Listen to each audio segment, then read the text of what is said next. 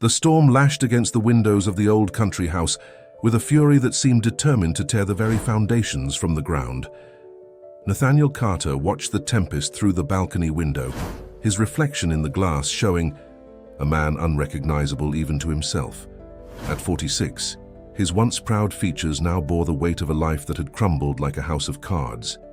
The country house, the last remnant of his former life, was a constant reminder of all he had lost. The walls, once witnesses to family gatherings and celebrations, now echoed only with the sound of rain and his solitary footsteps. The cold coffee in the cup beside him was his only company during long sleepless nights. Nathaniel allowed himself a moment of bitter reflection. Not long ago, his name had been associated with one of the largest construction firms in the region. Now he was just another bankrupt businessman, betrayed by partners he had considered friends, abandoned by a wife who couldn't bear to watch his empire collapse, and ignored by a daughter who preferred to pretend he didn't exist. The storm grew in intensity, and the branches of the garden trees bent dangerously under the force of the wind. Nathaniel observed the scene with the disinterest he'd cultivated over the past months, until a nearly imperceptible knock at the door pulled him from his thoughts. At first he thought it was just another branch hitting the house, but the sound repeated, this time more distinctly. Intrigued and slightly irritated by the interruption of his miserable routine, he crossed the dark living room, his footsteps echoing on the wooden floor. The knock came again, weaker this time, as if the person knocking was losing strength. When he opened the door, Nathaniel felt the air leave his lungs. Before him stood a girl no older than 6.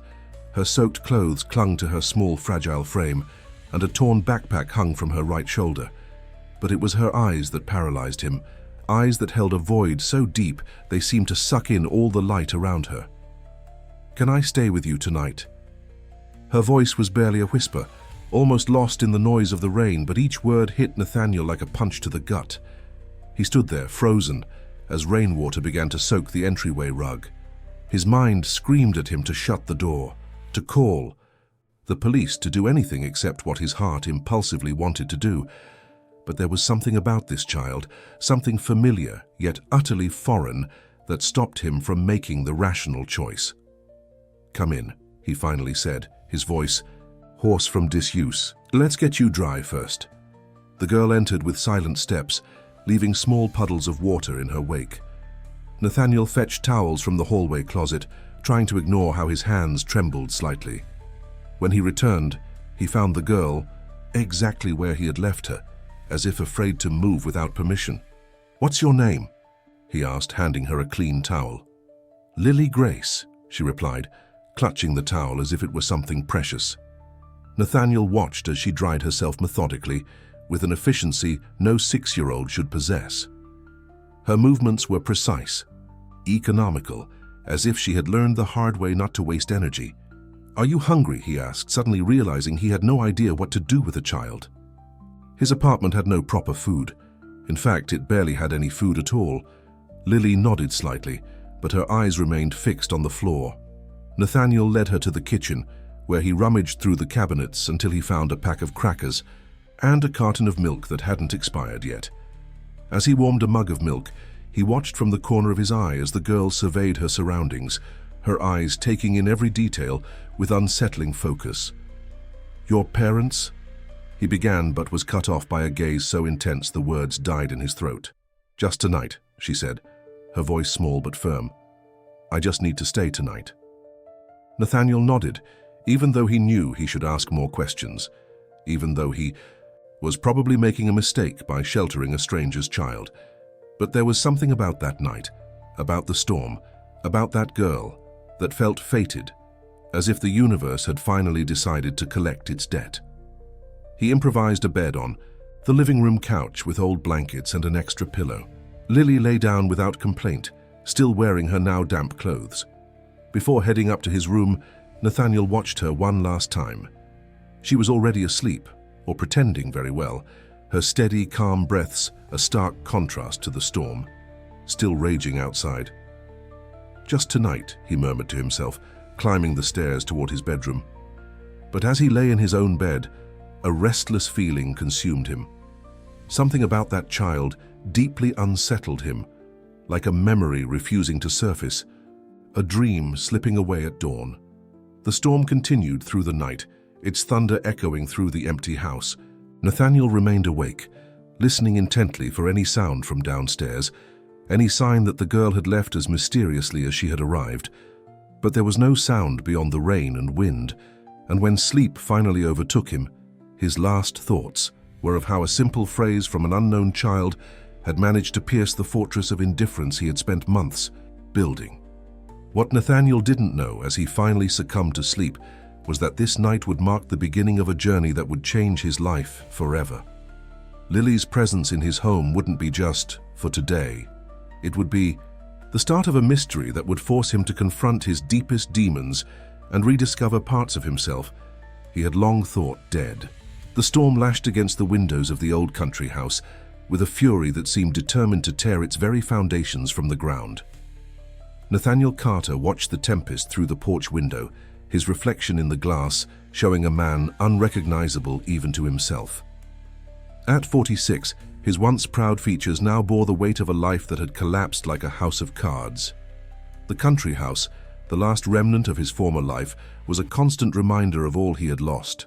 The walls, once witnesses to family gatherings and celebrations, now echoed only with the sound of rain and his solitary footsteps.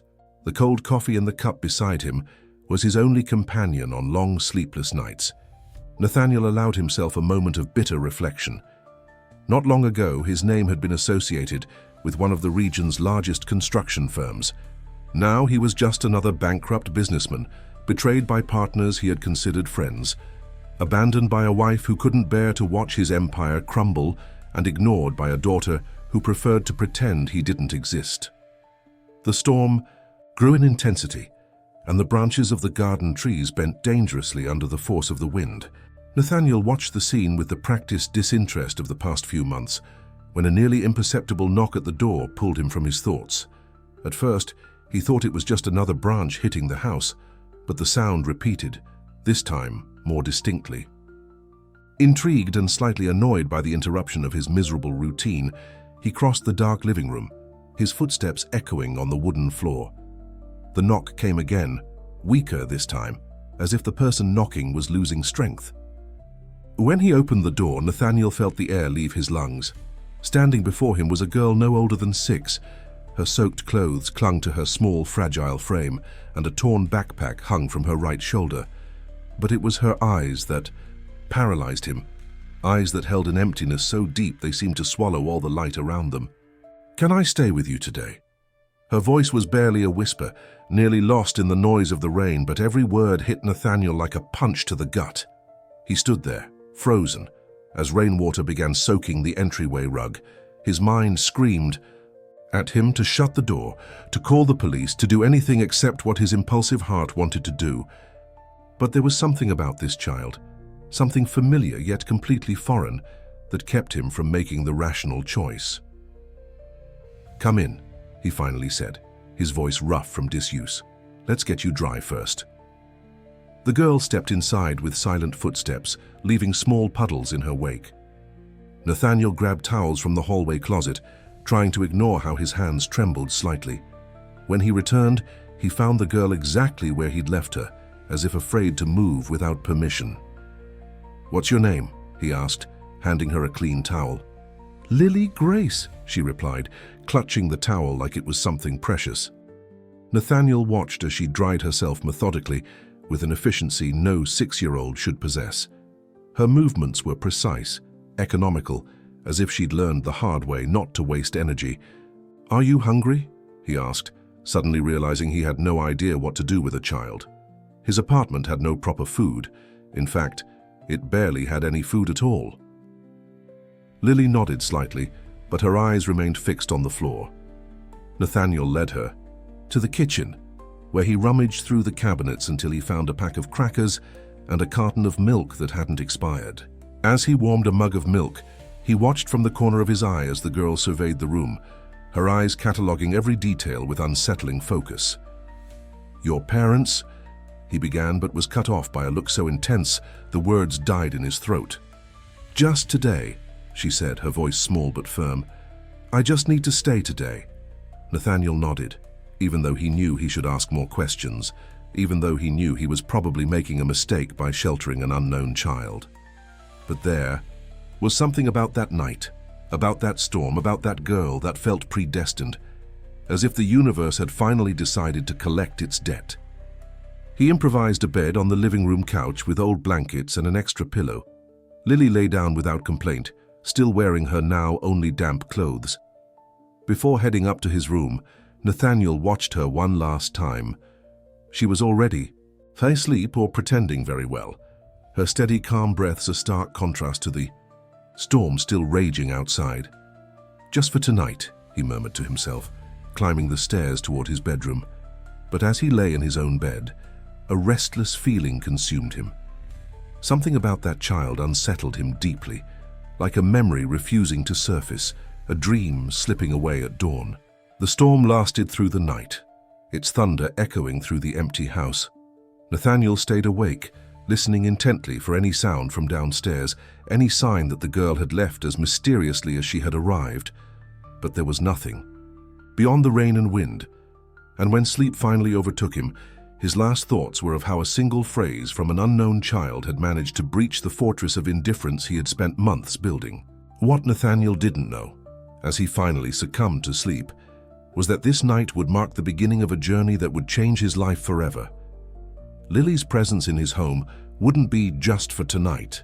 It would be the start of a mystery that would force him to confront his deepest demons and rediscover parts of himself he had long thought dead. The days began to blur like watercolors in the rain. 1 week passed, then 2, and Lily remained. Her presence in the house was like a silent shadow, always there but never intrusive. Nathaniel watched with a mix of fascination and dread as she gradually transformed the space around her. The house, which had once felt like a mausoleum of painful memories, began to take on new life. The windows, shut for so long, now let in sunlight.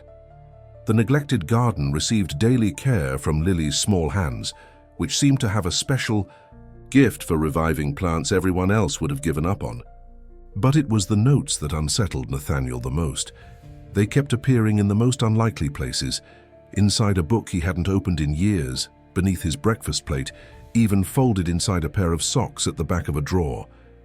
Each message was like a key to a chest of memories he had locked away long ago. Does the stair creak more when it's alone? Read one of the notes found behind the bathroom mirror.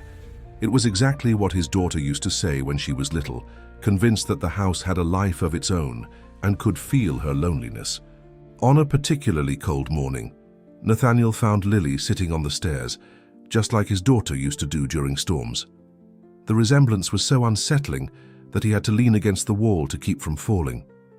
The girl swayed slightly, hugging her knees, humming a song he knew all too well, the same lullaby he used to sing to his daughter. "Where did you learn that song?" he asked, his voice trembling slightly. Lily looked up, her eyes seeming to carry the weight of the world. "The walls sing," she replied simply, as if that explained everything.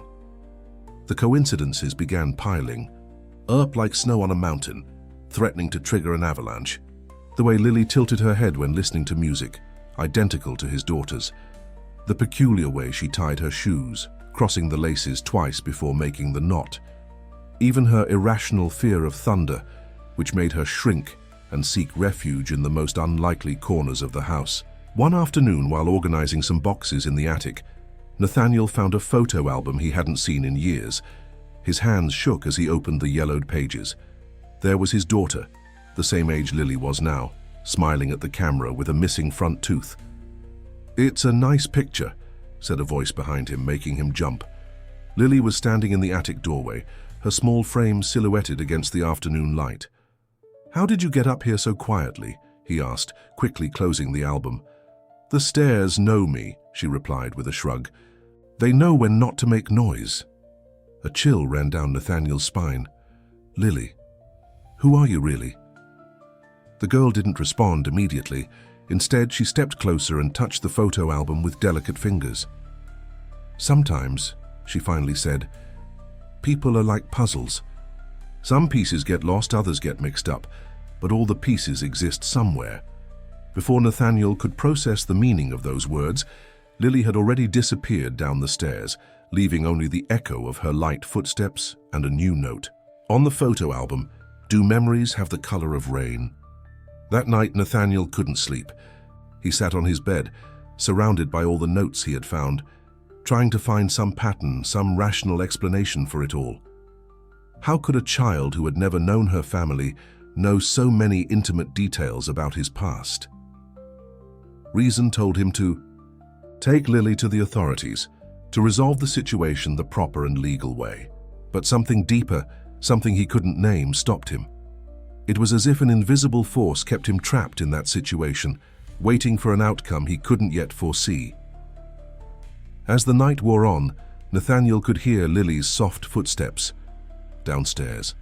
She often wandered the house in the darkest hours, as if searching for something or someone. The sound of her steps had a familiar, almost hypnotic rhythm that reminded him of other nights, other footsteps, other memories he had tried so hard to forget. The full moon cast strange shadows through the window, and Nathaniel found himself watching as they danced across his bedroom walls. For a moment, he thought he saw the silhouettes of two girls, one from the present, one from the past, overlapping in a silent dance. "Who are you, Lily?" he whispered to the empty room. "What do you want from me?" Only silence answered, but it was a silence heavy with secrets ready to be revealed. Nathaniel knew deep in his soul that he was only beginning to scratch the surface of a mystery far greater than he could imagine. The routine Nathaniel and Lily had established was brutally interrupted on a Wednesday morning. The sound of the doorbell, unused for so long, echoed through the house like an omen of misfortune. Nathaniel, who had been drinking coffee in the kitchen, dropped his cup at the unexpected noise. Lily, who was watering the plants in the garden, froze like a frightened little animal. "Mr. Nathaniel Carter?" The feminine voice on the other side of the door was firm and professional. "I'm Claire Adams, a social worker. We received an anonymous report about a child residing unlawfully at this address." Nathaniel's blood ran cold in his veins. His eyes met Lily's through the kitchen window, and the panic reflected on the girl's face mirrored his own terror. "Just a moment," he replied, his voice hoarse. He frantically gestured for Lily to hide, and the girl vanished silently toward the back of the house like a shadow at noon. When he opened the door, he found a woman around 50 years old, her graying hair pulled into a severe bun and heavy-framed, glasses perched on her nose. Claire Adams held a document folder and wore an expression that blended professional efficiency with genuine concern. "May I come in?" she asked, more a statement than a question. Nathaniel felt cornered. His instincts screamed at him to deny everything, to send the social worker away. But years of business experience had taught him that resistance only bred more suspicion. "Of course," he answered, forcing a smile that didn't reach his eyes. "Though I don't understand the reason for your visit." Claire stepped inside, her sharp eyes immediately scanning the surroundings. Nathaniel noticed with growing apprehension the signs of Lily's presence everywhere. A small pair of slippers by the door, a half-finished glass of milk on the kitchen table, a forgotten sketchbook on the sofa. "Mr. Carter," Claire began, sitting in the living room armchair without waiting for an invitation. "I'll be direct. A neighbor reported seeing a female child, approximately 6 years old, living in this house for several weeks. Do you have an explanation for this?" Nathaniel's throat went dry. "There must be some mistake," he managed to say. "I've lived alone for years. Since your construction company went bankrupt and your family abandoned you," Claire finished, consulting her notes. "Yes, we're aware of your situation. What concerns us is precisely your history of isolation and possible emotional instability." "This here." Words hit Nathaniel like slaps. Each sentence was a reminder of his failures, his losses, his self-imposed solitude. But before he could respond, a noise from the floor above caught both their attention. "You said you live alone?" Claire asked, raising an eyebrow. "It must be a cat," Nathaniel lied, his heart pounding so hard he was sure the social worker could hear it. "Sometimes they come in through the roof." Claire stood, her heels clicking against the wooden floor with a threatening finality. "Mr. Carter, obstructing a social investigation is a crime. If there's a child in this house, it's your legal duty to inform us." At that moment, as if the universe were conspiring against him, the bathroom door upstairs opened and the unmistakable sound of small footsteps echoed down the hallway. "I think your cat wears shoes," Claire remarked dryly, already heading for the stairs. Nathaniel felt panic rising in his chest. His mind raced frantically, searching for an explanation, a way out, anything to stop the inevitable. But before he could act, Claire was already upstairs, her determined footsteps echoing through the house. The silence that followed was deafening. Nathaniel climbed the stairs on trembling legs, expecting to find Lily cornered, expecting to see his small world collapse once again. But when he reached the hallway, he found only Claire, standing in the middle of the hall with a puzzled expression. "There's no one here," she said, more to herself than to Nathaniel. It was true. All the doors were open, every room empty, not a trace of Lily, or any sign of her recent presence. It was as if she had dissolved into thin air, taking with her every shred of evidence of her existence. "Maybe I should check the rest of the house," Claire suggested, but her voice had already lost some of its initial certainty. For the next hour, the social worker combed every corner of the property. Nathaniel followed her in silence, his heart leaping every time she opened a closet or checked under a bed. But Lily had vanished completely, as if she had never existed. When Claire finally prepared to leave, her expression was a mix of frustration and doubt. "I'll log this visit as inconclusive," she said, adjusting her glasses, "but we'll return if there are new reports." Nathaniel nodded mechanically, barely hearing the follow-up recommendations and warnings. His thoughts were with Lily, worried about where she might be, if she was safe, if she'd come back. After Claire left, he wandered the house, calling Lily's name under his breath, searching every possible corner. It was during this search that he found another note, folded inside the pocket of his own coat, a place he was certain had been empty moments before. "Sometimes we need to hide to protect those we love," the note read, in the now familiar, childish handwriting. "Like you did that day." Nathaniel felt his legs weaken.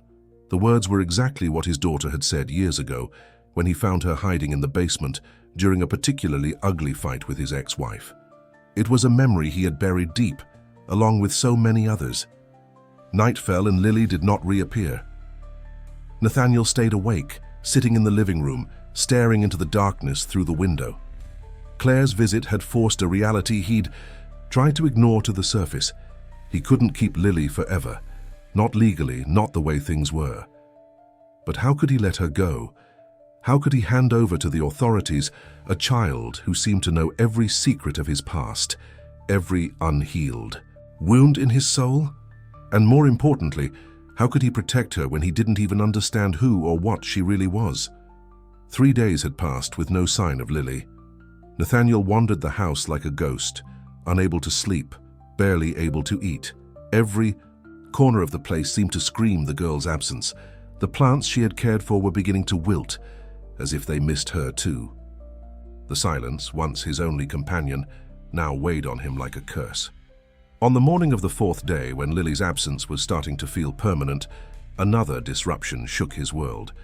Leon Silver, a former employee from his construction company, appeared unannounced at his door. At 38, Leon carried a scar on his face, a constant reminder of the accident he'd suffered at one of the job sites. "Thought I'd find you more broken, Nathaniel," Leon said, a humorless smile on his lips. "For a man who's lost everything, you still have a certain air of dignity." Nathaniel's stomach twisted. Leon had been one of his best workers, until the accident. Her poorly assembled scaffold, a 3-story fall, and a compensation promise that was never fulfilled. Just another victim of the bankruptcy that swallowed everything. "What do you want, Leon?" Nathaniel asked, trying to keep his voice steady. "What do I want?" Leon laughed, a rough, joyless sound. "I want what you owe me. The doctors, the surgeries, the physical therapy. You think all that was paid for with prayers?" The conversation was cut short by a sound from the back of the house, the unmistakable noise of a window closing. Nathaniel's heart raced. Could it be Lily? Had she come back? Leon also heard it. "Is someone here?" he asked, his eyes narrowing with suspicion. "No," Nathaniel replied quickly. Too quickly. "You're lying."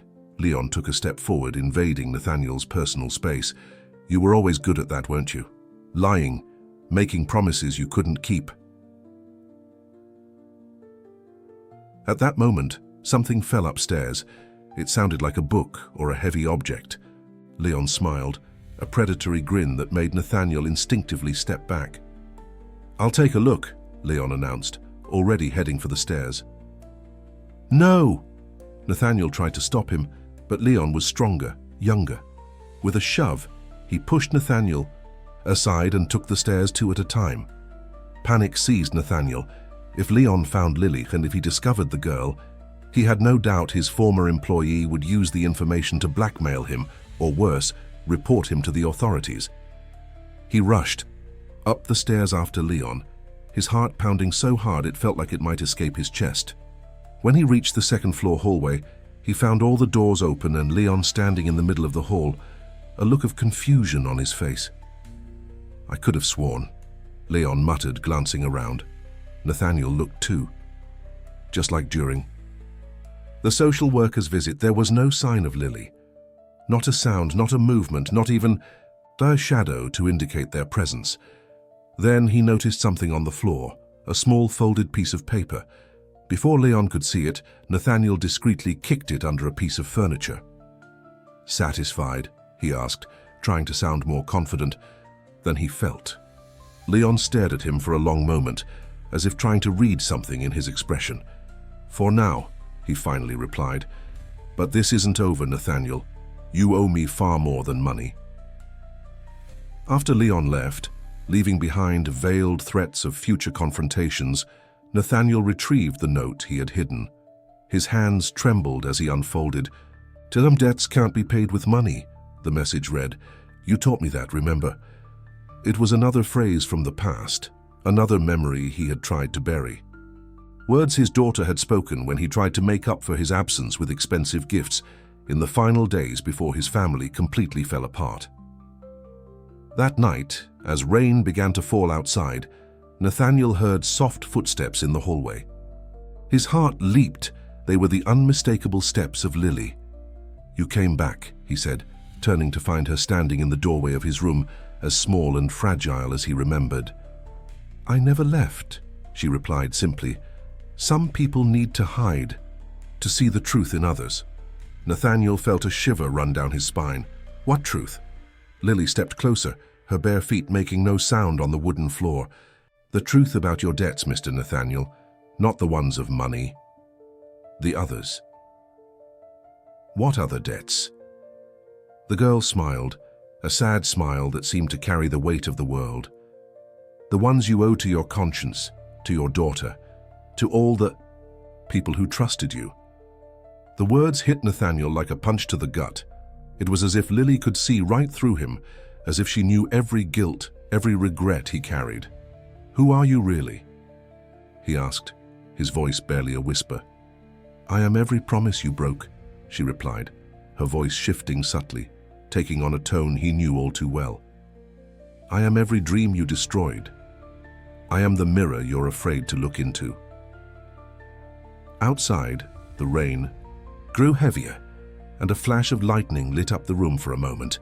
In that brief glare, Nathaniel could have sworn he saw, reflected in Lily's eyes, the face of his own daughter, accusatory and sorrowful. When the darkness returned, Lily had vanished again, leaving only another note on the bed. "Sometimes, the ghosts that haunt us aren't from the dead, but from the people still living." Lily's words weighed on Nathaniel's conscience like lead. For days he found himself spiraling into memories he'd rather have forgotten.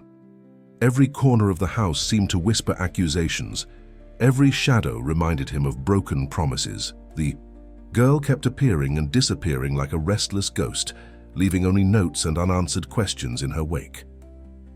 One particularly cold morning, Nathaniel found an old box at the back of the closet. His hands trembled as he recognized the faded logo of his old construction company. Inside, yellow documents told the story of his downfall: cancelled contracts, unpaid promissory notes, half-finished projects. "That school should have been different," a soft voice said behind him. Lily stood in the doorway, her eyes fixed on the open box. Nathaniel felt his heart skip a beat.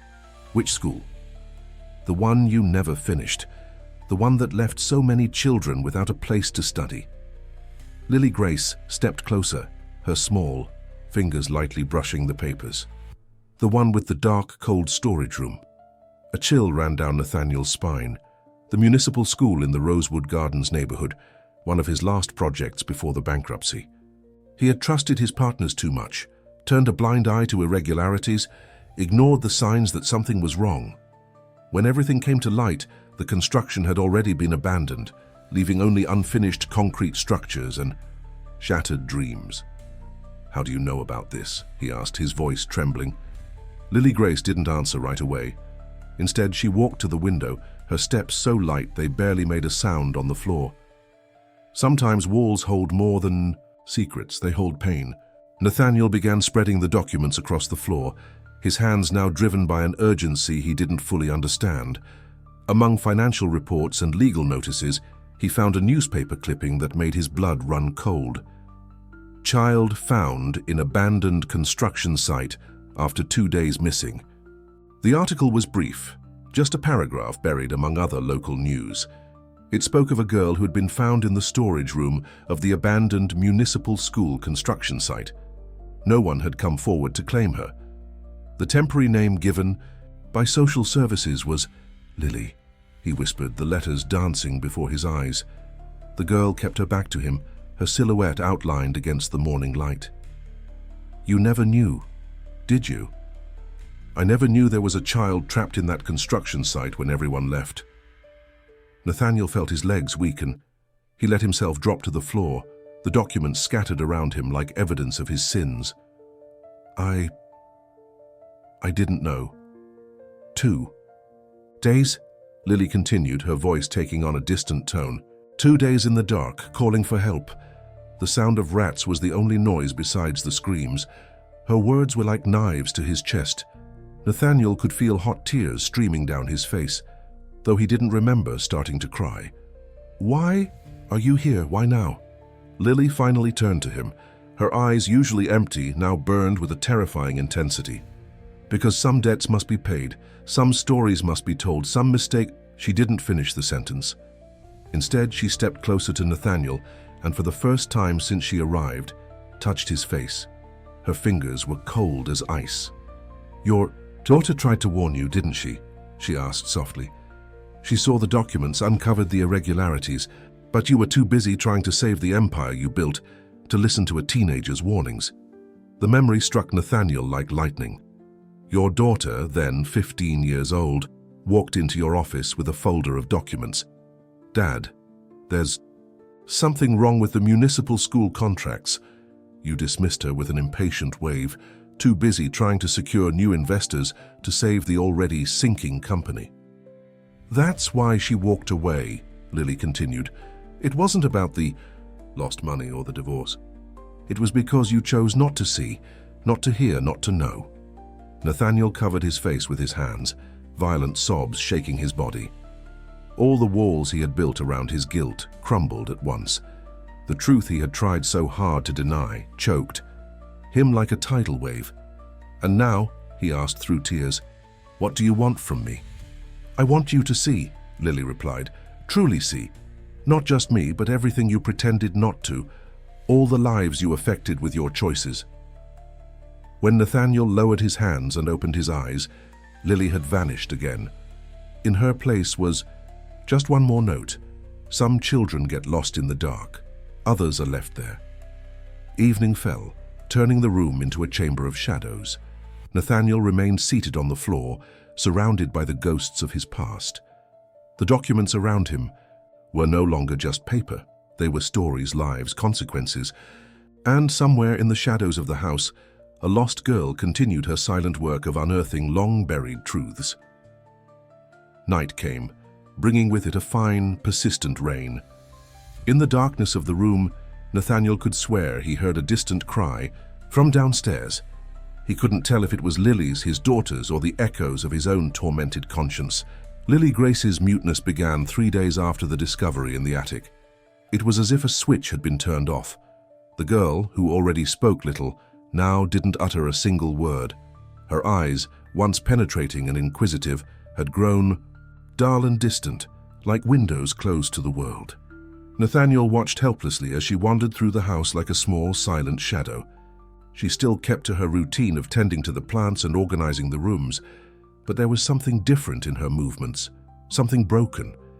It was then that he found the box of photographs. It was under Lily's bed, or rather, the couch where she slept. An old box he had kept locked in his office, filled with photographs of his daughter. Pictures documenting a lifetime of lost moments, birthdays, graduations, family trips. Memories of a time when they were still happy, or at least pretended to be. "Where did you get this?" he asked, even though he knew he wouldn't get an answer. Lily just looked at him, her empty eyes fixed on a point beyond him, and then she did something that chilled his blood. She pointed to one of the photographs and drew an invisible circle in the air with her finger. In the photo, his daughter smiled, wearing a blue dress at her 15th birthday party. Behind her, partially visible, was a half-open door leading to Nathaniel's office, the same office where, months later, she would try to warn him about the irregularities in the construction company. "Is that me?" Lily's voice, after so much silence, sounded strange and distant. Those were her last words before she completely retreated into silence. The days that followed were an exercise in agony. Nathaniel desperately tried to establish some kind of connection with Lily, but she seemed to have withdrawn to a place he couldn't reach. The notes also stopped appearing, as if words, written or spoken, had lost all meaning. One morning, he found her sitting on the stairs, exactly as his daughter used to do. Her small hands clutched a crumpled photograph, the last picture he had taken with his daughter before everything fell apart. Silent tears streamed down, Lily's face falling onto the image and distorting the frozen smiles on the paper. It was at that moment that Nathaniel finally understood the magnitude of his failure. It wasn't just about the lost money, the bankrupt company, or even the school he never finished. It was about all the lives he had touched and damaged with his negligence. His daughter, who had tried to be his conscience when he himself had lost it. Little Lily Grace, locked in the darkness of an abandoned construction site, paying the price for his willful blindness. Lily's silence was a mirror of his own silence over the years, every time he had refused to listen, to see, to understand. Every silent tear she shed echoed the unshed tears of his daughter, the children who never got their school, the employees who lost their jobs. One night, during a particularly fierce storm, Nathaniel woke to the sound of footsteps in the hallway. He found Lily standing before the window of her room, her small silhouette outlined against the lightning. She was completely still, like a statue, her eyes fixed on something only she could see. "I'm sorry," he whispered, the words escaping his throat like a long, contained confession. "I'm sorry for everything." Lily didn't move, gave no sign. She had heard him. But when another flash of lightning lit the room, Nathaniel saw something that stopped his heart. Reflected in the window pane, it wasn't Lily's face staring back at him, but his daughter's, exactly as she had looked the last time he saw her. The reflection lasted only a second, vanishing with the following thunderclap. By the time Nathaniel caught his breath, Lily was gone again, leaving only a fallen photograph on the floor, the same picture from the 15th birthday party, now torn in half, separating father and daughter in a chasm of paper. The next morning, he found Lily sitting in the kitchen, an untouched cup of tea in front of her. Her eyes, still empty, stared into the liquid as if she could read some kind of truth in its depths. Beside the cup, a new note, the first in days. Some doors, once closed, can only be opened with the key of truth. Lily's silence continued, heavy and accusatory, filling every corner of the house with unasked questions and unanswered replies. It was as if she were waiting for Nathaniel to finally understand what he needed to do, to finally find the courage to face not just the ghosts of his past, but the demons of his present. And as she waited, the house seemed to sigh around them, its walls holding secrets yet to be revealed, stories yet to be told, pains yet to be acknowledged. Lily's silence wasn't just an absence of words, it was a mute cry for redemption. Lily's silence was broken in the most unexpected way. On a Sunday morning, as Nathaniel rummaged through old documents in his office, the doorbell rang once more. His heart raced, fearing another visit from the social worker or Leon, but when he opened the door, he was met with a face he hadn't seen in years, his ex-wife, Helen. "You look terrible, Nathaniel," were her first words after all this time. There was no hostility in her voice, just a weary observation. Before he could respond, he heard light footsteps behind him. Lily had appeared in the hallway, her eyes fixed on Helen with an unsettling intensity. To his surprise, Helen didn't seem shocked by the girl's presence. "So it's true," she said softly. "When Claire told me, I didn't want to believe it." The name of his daughter, spoken aloud after so long, hit Nathaniel like a physical blow. "Claire, you spoke to her." Helen stepped inside without waiting for an invitation, her eyes never leaving Lily. "Our daughter has been watching you, Nathaniel. For weeks she saw the girl, she saw how you've changed, how everything's changed." The revelation made Nathaniel stagger. Claire had been nearby all this time, watching, waiting. His legs weakened, and he had to brace himself against the wall to keep from falling. "Why are you here, Helen?" "Because it's time," she replied, sitting on the couch where Lily slept. "Here it's time to tell the truth you refused to see all these years." Lily moved then, stepping toward Helen with deliberate strides. To Nathaniel's astonishment, the girl reached out and touched his ex-wife's face with an almost reverent gentleness. "You miss her too, don't you?" Helen asked the girl, her voice choked, "just like she misses him even after everything." Lily nodded slowly, and then, for the first time in days, her voice filled the room. "She tried to warn you. About the school, about the children, about me." Helen took Lily's hand in hers, silent tears streaming down her face. "Yes, she tried. Our Claire was always wiser than all of us." Nathaniel felt the world spin around him. Helen's words, Lily's presence, the mention of Claire, it was all beginning to form a pattern he feared to understand. "What's happening?" he managed to ask, his voice barely above a whisper.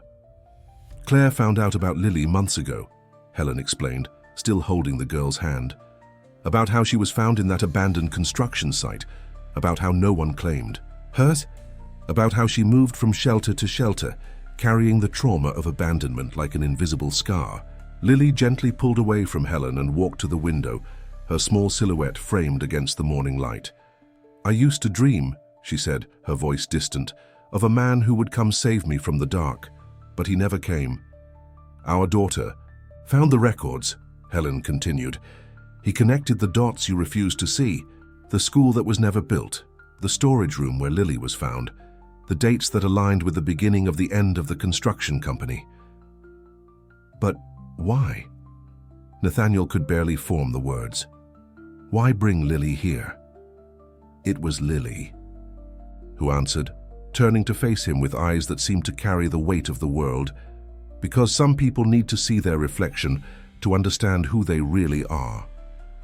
Helen rose from the couch, stepping toward Nathaniel with measured strides. "Claire planned everything. She found Lily, spoke to her, explained who you were. The girl chose to come, chose to be the mirror you needed to see your own flaws." The words hit Nathaniel like successive waves, each more devastating than the last. His daughter, whom he believed had abandoned him, had instead orchestrated an elaborate plan, not to punish him, but to save him, to force him to face the consequences of his actions, the truth he had tried so hard to avoid. "Where is she?" he asked, his voice trembling. "Where's Claire?" "Closer than you think," Helen replied, waiting to see if her father has finally learned to look beyond himself. Lily stepped closer to Nathaniel, her footsteps as silent as ever. In her hands, she held a new note. "Sometimes, the path to redemption begins with an apology."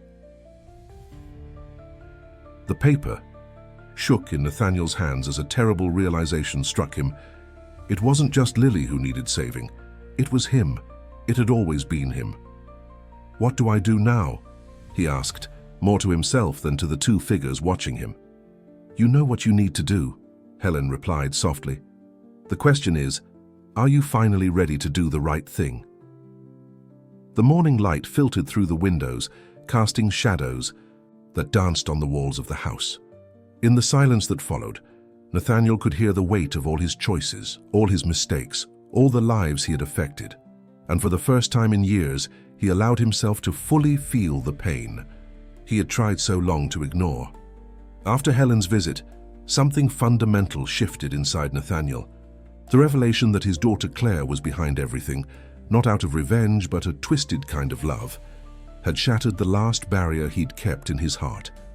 For 3 days, he remained in a near catatonic state, lost in memories and regrets.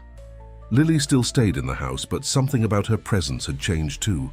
Her movements were no longer furtive or mysterious. Now they carried a clear purpose, as if she were consciously guiding Nathaniel towards something inevitable.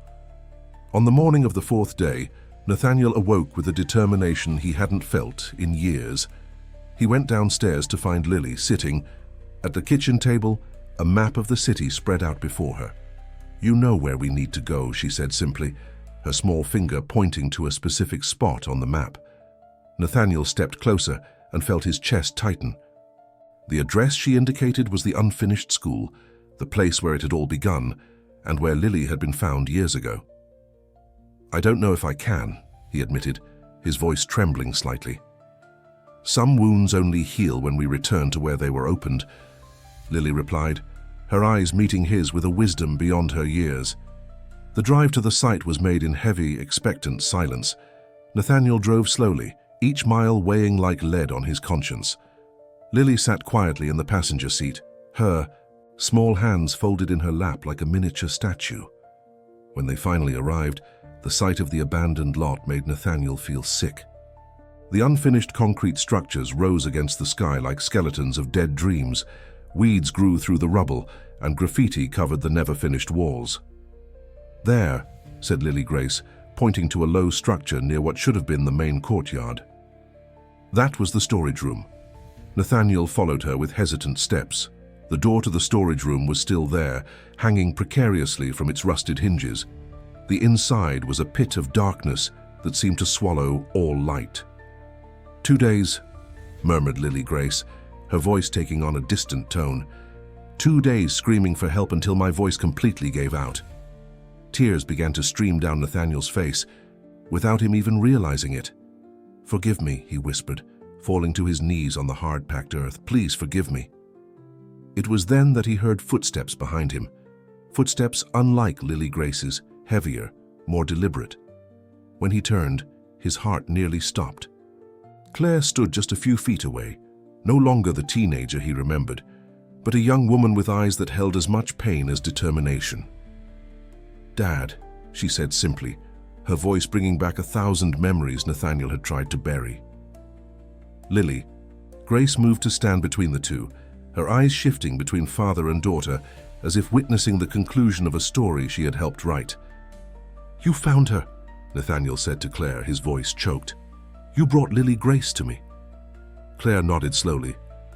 "Because you needed to see, needed to understand that your actions have real consequences, that your choices affected real lives. When I found out what happened here," she continued, taking a step forward, "about Lily Grace, about how she was found, it was like all the pieces fell into place, all the warnings I tried to give you, all the documents I tried to show you." Nathaniel felt as though his heart were being ripped from his chest. "I should have listened to you, I should have paid attention." "Yes, you should," agreed Claire, her voice firm but not cruel. "But it's not too late to do the right thing now." Lily stepped closer to Claire, taking her hand with a familiarity that suggested this wasn't the first time they'd met. "He's ready now," the girl said softly. "Ready to see. Ready to change."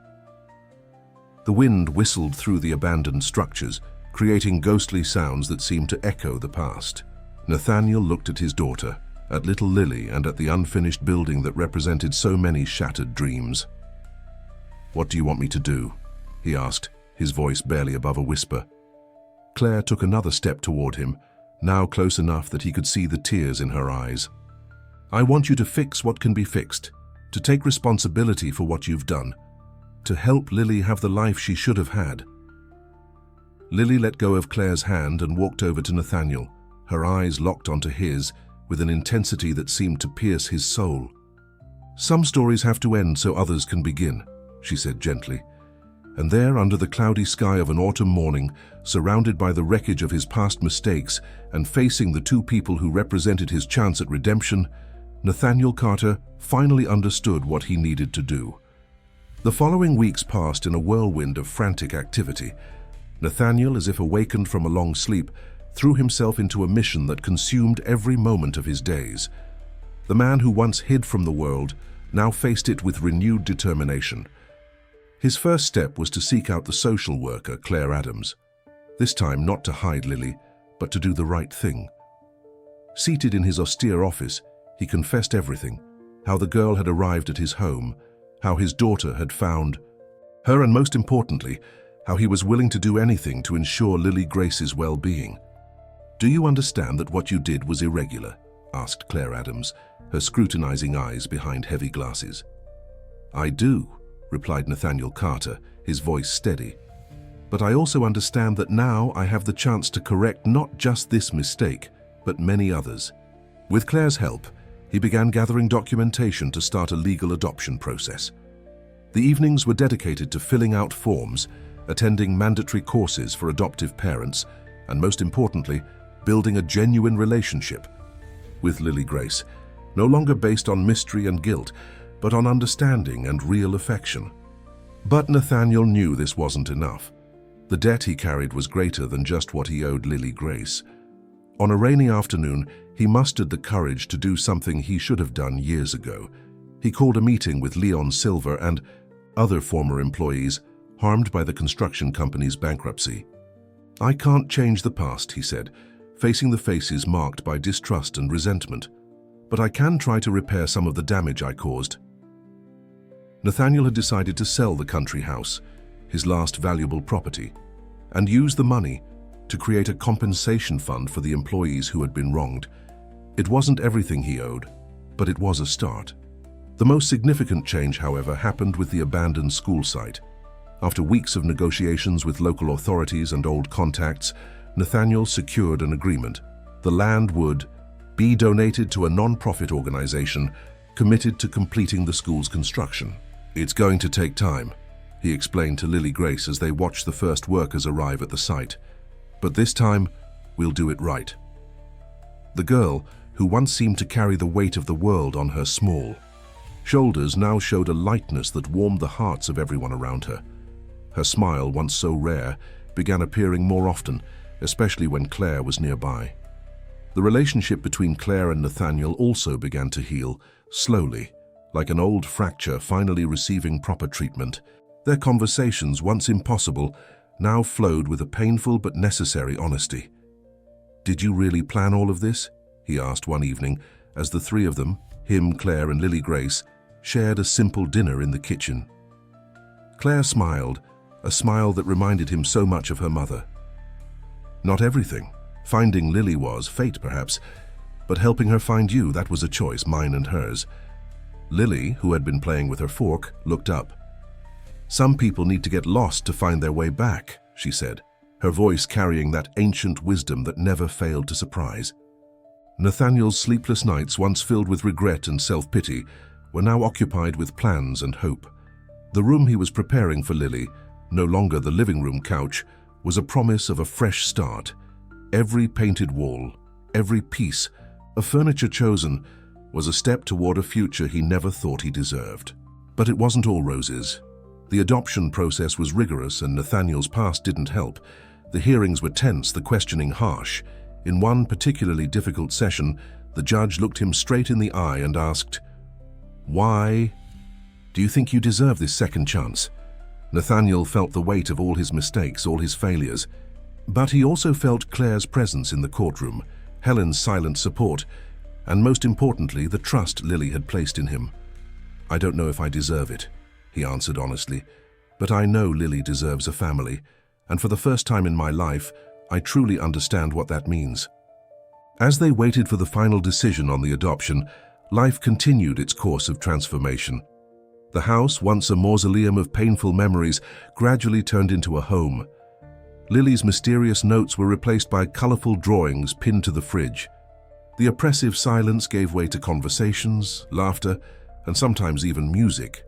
One night, during a particularly strong storm, Nathaniel found Lily no longer hiding on the stairs, but in her new room, organizing a collection of books Claire had brought for her. "Not afraid of thunderstorms anymore?" he asked, leaning against the doorframe. Lily Grace smiled, that smile that still made his chest tighten with emotion. "Now I know I'm not alone in the dark anymore." The day of the final decision about Lily's adoption dawned with a fine, persistent rain. Nathaniel Carter woke before sunrise, his hands trembling as he adjusted the tie he hadn't worn in years. In the next room, he could hear the soft movements of Lily getting ready, helped by Claire, who had stayed the night to be there for this crucial moment. At breakfast, no one could eat properly. The tension was palpable, like an invisible electric current connecting the three of them. Lily, wearing a blue dress specially chosen for the occasion, looked smaller and more fragile than ever. "What if they say no?" she asked suddenly, her voice barely a whisper. Claire, sitting beside her, took Lily's small hand in hers. "Then we'll keep fighting, together." Nathaniel watched the scene with a lump in his throat. The bond between his daughter and Lily had grown stronger in ways he could never have predicted. Claire, who once accused him of neglect, was now there fighting alongside him for this second chance. The courtroom was packed when they arrived. To Nathaniel's surprise, he saw familiar faces among the crowd. Helen was there, sitting quietly in the back. Leon Silver had also come, his expression softer than the last few times they'd met. Even some residents from the community where the school was being rebuilt had come to show their support. Claire Adams presented her final report with a professional detachment that made Nathaniel's heart freeze. She detailed every aspect of the past few months, the initial irregularities of Lily's arrival, Nathaniel's gradual transformation, and the changes implemented in his life and the community. "What we see here," she concluded, adjusting her glasses, "is a story of redemption. Not just Mr. Nathaniel Carter's, but how a child can bring out the best in people when given the chance." The judge, a stern-faced woman who had followed the entire case, carefully flipped through the documents in front of her. The silence in the room was deafening. "Miss Lily," the judge finally called, "could you come forward, please?" Nathaniel felt his heart stop as he watched the small figure of Lily rise and walk to the front of the room. Her blue dress swayed slightly with each step, and her hands were clenched into determined little fists. "Do you understand what's happening here today?" asked the judge, her voice surprisingly gentle. Lily nodded, keeping her eyes fixed on the magistrates.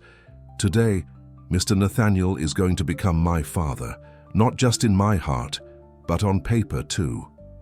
A murmur of emotion swept through the room. The judge leaned slightly forward. "And is that what you want?" "Yes," Lily replied, her voice small but firm, "because sometimes people need to get lost to find themselves, and we found each other." The judge leaned back in her chair, a thoughtful expression on her face. "Mr. Carter," she called, "please step forward." Nathaniel stood on shaky legs. As he passed Claire, he felt her hand squeeze his shoulder in a gesture of support. "Do you have anything to say?" asked the judge. Nathaniel looked at Lily, at his daughter Claire, at all the faces in the room that represented the lives he had touched, for better or for worse. And then, with a clarity he had never felt before, he began to speak. "For a long time I lived in a prison of my own making," he said, his voice choked but steady. "A prison built from pride, from neglect, from the inability to see beyond myself.